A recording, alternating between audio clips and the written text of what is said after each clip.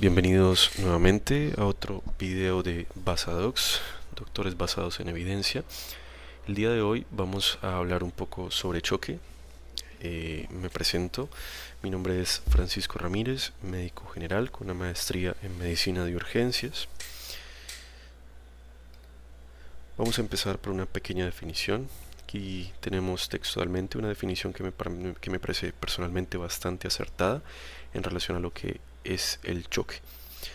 Mas, sin embargo, debemos entenderlo como un estado fisiopatológico en el cual, por una disfunción del sistema circulatorio, principalmente arterias, venas, particularmente en la periferia, y todo el sistema circulatorio que aporta nutrientes y sangre a los órganos vitales del cuerpo. Y esta disfunción circulatoria de todos estos vasos sanguíneos genera que la falta de nutrientes que llegan a través de la sangre, dígase oxígeno o cualquier otro tipo de sustancias, genere una disfunción progresiva y en algún punto irreversible de los órganos vitales. Entonces esto deriva en falla multiorgánica, falla renal, insuficiencia cardíaca, choque cardiogénico, etc. Hay varias definiciones, pero más o menos eso es lo que debemos entender del choque como estado fisiopatológico de disfunción circulatoria que lleva a falla multiorgánica.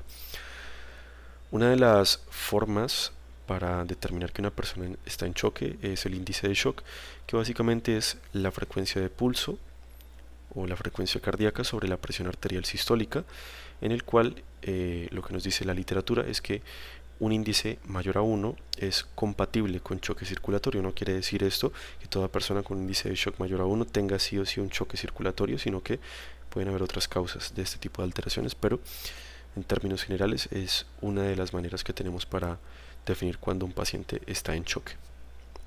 Más adelante abordaremos un poco más este tema. Este es un artículo del New England Journal of Medicine bastante interesante que nos plantea en su parte inicial esta pequeña imagen con bastante información acerca de los tipos de choque y acerca de cuándo podemos definir que un paciente tiene un estado de choque. Entonces nos hablan de que si un paciente está hipotenso tenemos que buscar signos de hipoperfusión o las llamadas ventanas de choque, dentro de las cuales tenemos alteraciones del estado mental, alteraciones en la piel que también sean sugestivas de hipoperfusión como moteado, diaforesis, piel pegajosa, etc. Oliguria o anuria a nivel renal, taquicardia o elevación del lactato. Todo esto en conjunción con un paciente con hipotensión nos configuraría lo que sería un choque circulatorio, que habría necesidad de hacer otro tipo de pruebas para poder subclasificarlo en choque distributivo, hipovolémico, cardiogénico u obstructivo, que son los 4 grandes tipos de choque principales que van a diferenciarse básicamente por sus características hemodinámicas. En el shock distributivo tenemos que va a haber vasodilatación periférica. En el choque hipovolémico tenemos que hay una pérdida de volumen dentro de los vasos sanguíneos. En el choque cardiogénico hay una disfunción del corazón que no permite que mande la sangre hacia los vasos sanguíneos adecuadamente. Y finalmente en el choque obstructivo tenemos que hay o una obstrucción que evita que circule la sangre adecuadamente a través del cuerpo, como es el caso del tromboembolismo pulmonar, o un taponamiento cardíaco que a su vez evita que el corazón se contraiga adecuadamente y mande sangre a todo el cuerpo. Hay que tomar en consideración que epidemiológicamente el tipo de choque más común es el distributivo, y en segundo lugar tenemos el choque cardiogénico e hipovolémico que se pelea en este segundo lugar. Entonces, como habíamos hablado previamente, estos son los 4 grandes grupos de choque. Hay otros choques adicionales con mecanismos fisiopatológicos un poco más mixtos. Entonces tenemos el hipovolémico, que puede ser hemorrágico o no hemorrágico, cardiogénico, obstructivo, y finalmente distributivo, que como mencionamos previamente es el más común. Ahora, hay varios choques que pudiesen clasificarse dentro del grupo de los distributivos, como son el choque séptico, que es uno de los más comunes, anafiláctico, neurogénico, síndrome de choque por dengue, que realmente es un poco más multifactorial, pero vamos a dejarlo dentro de este gran grupo de forma inicial.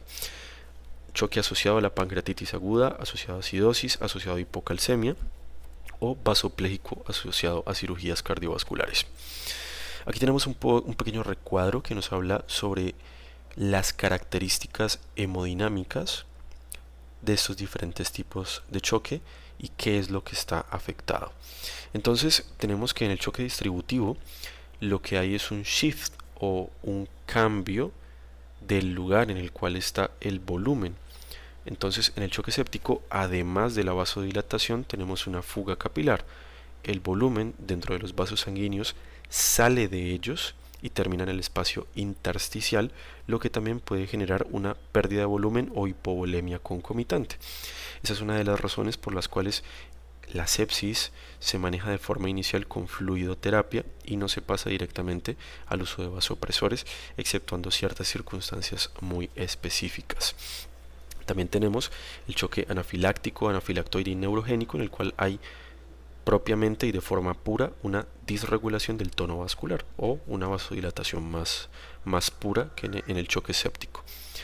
Con respecto al choque hipovolémico, lo que tenemos es una pérdida de fluidos intravasculares, que puede ser hemorrágico, no hemorrágico, puede ser por pérdida de sangre, por pérdida de fluidos, por pérdida de plasma, por ejemplo a través de quemaduras, etc. El choque cardiogénico, en el cual podemos tener enfermedades como las valvulopatías, las arritmias o el infarto agudo de miocardio, que mediante varios mecanismos distintos generan una disminución en el gasto cardíaco y así configuran este tipo de choque. También tenemos causas extracardíacas de choque o el choque obstructivo, en el cual podemos encontrar taponamiento cardíaco que impide el llenado diastólico y en cierto punto también impide la contracción ventricular adecuada. Adicionalmente tenemos el tromboembolismo pulmonar masivo, que genera una obstrucción postcardíaca que evita que haya una circulación general de sangre a través del cuerpo humano. También tenemos otras causas como el neumotórax a tensión, que lo que nos genera es una obstrucción que comprime el corazón y a su vez evita que pueda haber una movilización adecuada de la sangre a través del cuerpo. Tradicionalmente se describe en la literatura las fases del choque, mas sin embargo, estas fases no necesariamente son respetadas. Nos pueden servir como una guía, mas sin embargo, en una gran proporción de pacientes no vamos a ver que pasen por todas estas fases, particularmente en el choque distributivo de tipo séptico, que es justamente el más común que vamos a ver en la práctica clínica.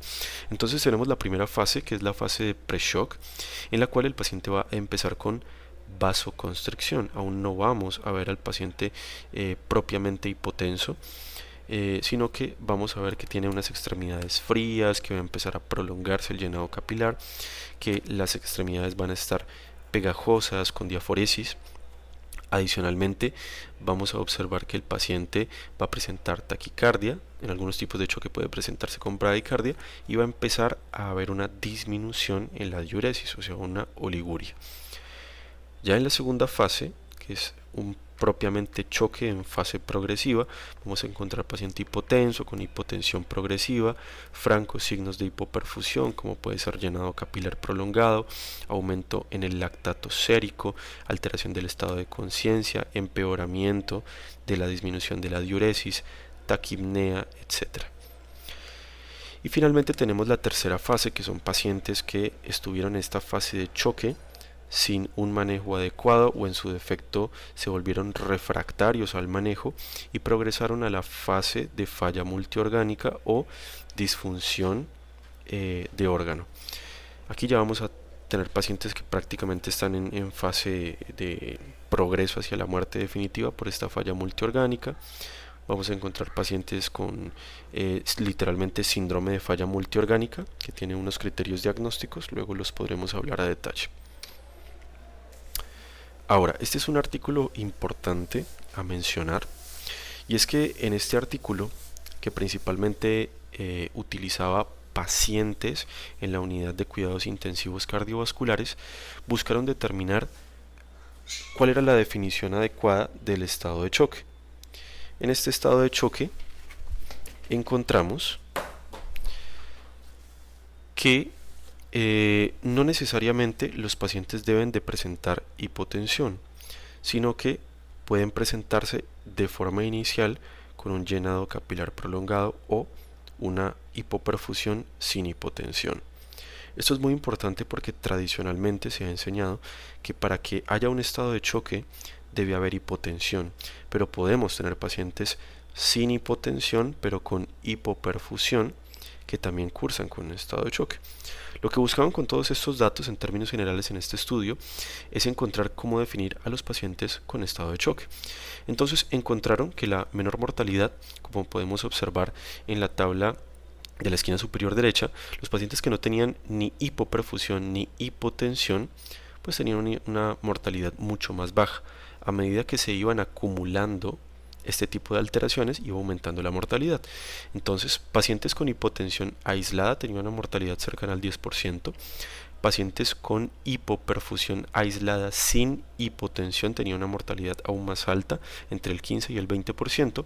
Y finalmente, pacientes con hipotensión e hipoperfusión tenían la mortalidad más alta de todas, cercana al 35%. Esto lo que nos dice es que muchos pacientes pueden empezar con un estado de hipoperfusión que puede estar mediado por un llenado capilar prolongado, que aún no presentan hipotensión, pero que es un buen momento para intervenir porque ya podemos tener una mortalidad aumentada. Entonces, en conclusión, lo que este estudio nos dice es que pacientes con cualquier signo de hipoperfusión, aunque no tengan hipotensión, ya están en un estado de choque porque ya nos configura un aumento en la mortalidad. Ahora, vamos a hablar de las manifestaciones clínicas del choque. Las manifestaciones clínicas del choque, incluyendo también los datos que tengamos en la historia clínica y en los antecedentes del paciente, nos pueden ayudar a determinar qué tipo de choque podría estar teniendo el paciente. Por ejemplo, un paciente que estaba con una infección, que se le inició un antibiótico y que no estaba teniendo una mejoría adecuada, posteriormente empezó con signos de choque, configurando un choque séptico eventualmente. Podríamos asumir en este caso que el paciente tiene un choque séptico y muy probablemente en una gran proporción o en la mayor proporción de los casos el paciente va a tener un choque séptico. Otro ejemplo, un paciente que tenemos en contexto de un infarto agudo de miocardio y que de forma posterior empieza a desarrollar signos de choque. Muy probablemente será un paciente que está cursando con choque cardiogénico secundario al infarto agudo de miocardio. Ahora, no necesariamente sucede así. Podemos tener un paciente con infarto agudo de miocardio que está haciendo un derrame pericárdico y por lo tanto un taponamiento cardíaco que nos genera un choque obstructivo y podríamos manejarlo erróneamente como un choque cardiogénico simplemente por basarnos en la enfermedad actual. Entonces, este estudio que tenemos acá básicamente nos dice que la examinación física y la historia clínica en términos generales es un factor gatillo, nos debe hacer ponernos en alerta y decir, ok, este paciente está en choque, pero no nos debe funcionar como única herramienta para subclasificar el estado de choque. Es decir, necesitamos valernos de otras herramientas, evaluaciones hemodinámicas invasivas o no invasivas, para poder subclasificar si es un choque distributivo, cardiogénico obstructivo o hipovolémico. Porque podemos presentar múltiples alteraciones, múltiples complicaciones asociadas a un mismo contexto de un paciente que nos puede hacer confundir, y si no hacemos una evaluación completa desde el punto de vista hemodinámico podemos cometer errores y manejar los choques como en realidad no debíamos hacerlo. Esta imagen de acá la pongo para hablarles un poco de la pulsoximetría, del oxímetro de pulso. Algunos de ustedes muy probablemente tendrán oxímetros que tienen esta onda de pulso. Esta onda de pulso muy probablemente no se le da mucha atención, la atención que en realidad merece, y es que esta onda de pulso nos permite hacer una evaluación hemodinámica no invasiva inicial de un paciente en choque para ayudarnos a determinar cuál es el probable tipo de choque que tenga el paciente. Entonces vamos a tener en cuenta que esta onda de pulso va a tener una morfología normal, fisiológica, y va a tener cambios en esta morfología de acuerdo a las alteraciones hemodinámicas que esté presentando el paciente. Particularmente nos va a permitir detectar estados de vasoconstricción y de vasodilatación. Entonces, un estado de vasoconstricción nos podría hacer pensar en un choque hipovolémico, hemorrágico o no hemorrágico, o tal vez en un choque cardiogénico o incluso un choque obstructivo, mientras que datos de vasodilatación en la morfología de esta onda nos puede hacer pensar más en algún tipo de choque distributivo, como choque séptico, anafiláctico, neurogénico, entre otros. Aquí tenemos un pequeño video de cómo se ve la onda de pulso en tiempo real en una persona. Podemos ver cómo tiene esta onda dícrota en una zona alta, que es una onda de pulso fisiológica completamente normal. Cuando hay vasodilatación, esta onda dícrota o este pequeño,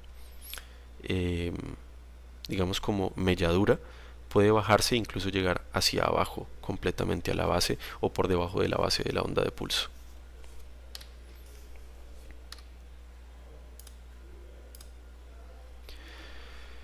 Este es un estudio en el cual nos dan una visualización general de la ecocardiografía para realizar una clasificación de los tipos de choque, es decir, no tenemos que hacer una evaluación por ultrasonido general, sino que podemos enfocarnos únicamente en diversos parámetros de la función cardíaca y esto nos va a permitir determinar qué tipo de choque probablemente tenga el paciente.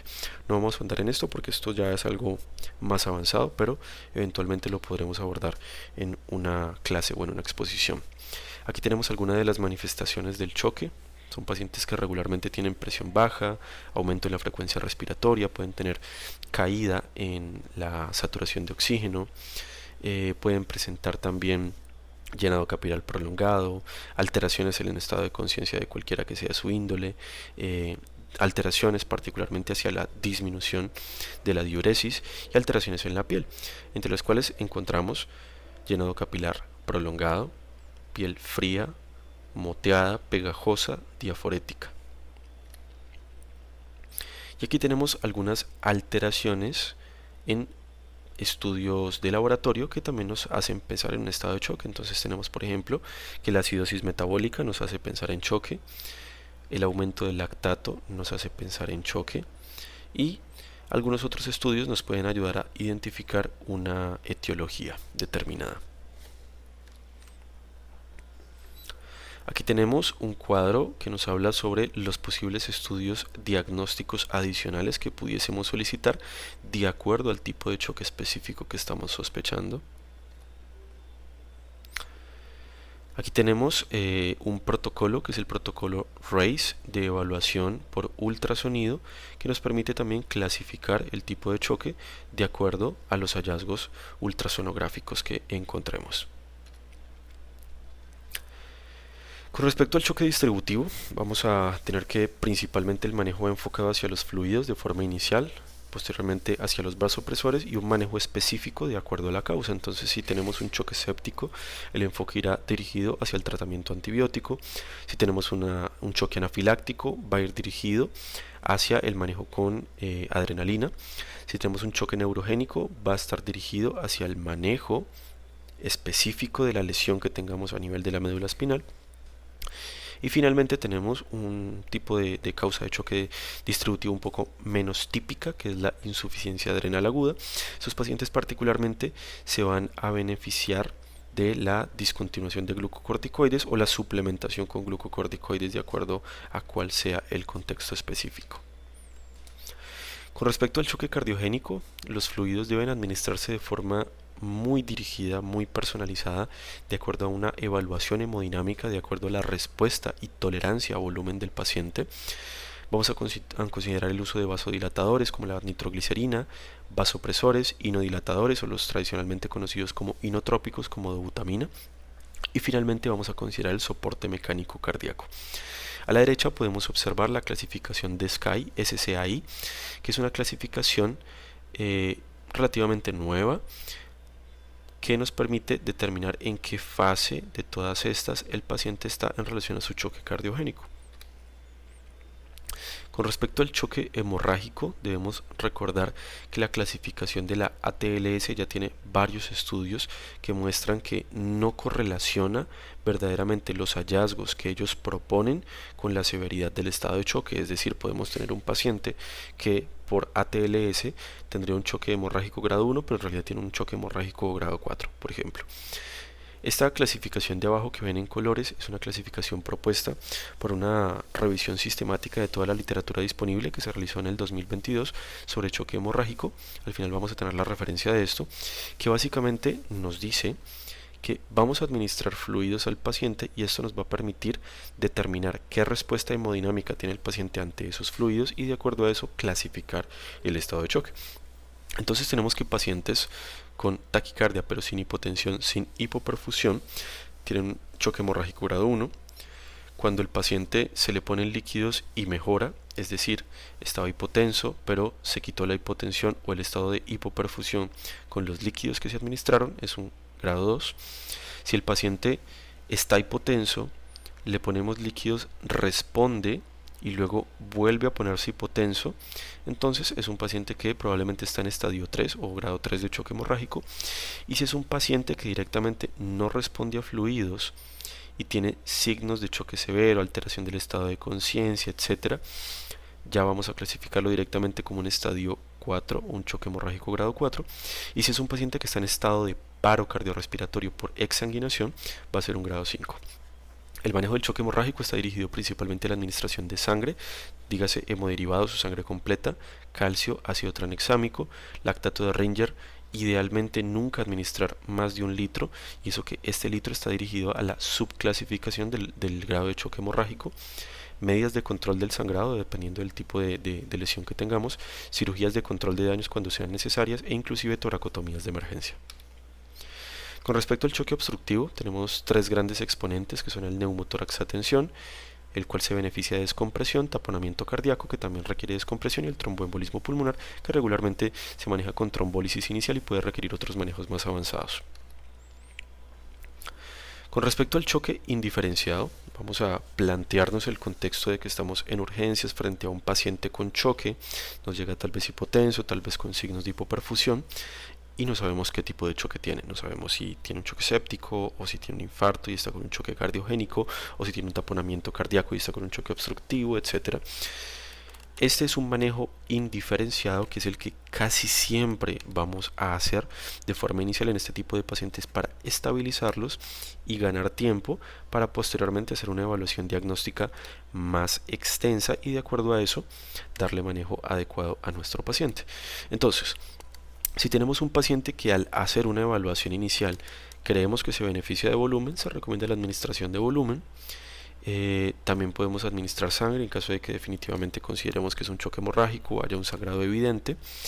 En pacientes que no sepamos si se benefician de líquidos o son pacientes de alto riesgo de sobrecarga hídrica, debemos hacer una evaluación para determinar si se benefician o no de la administración de fluidos.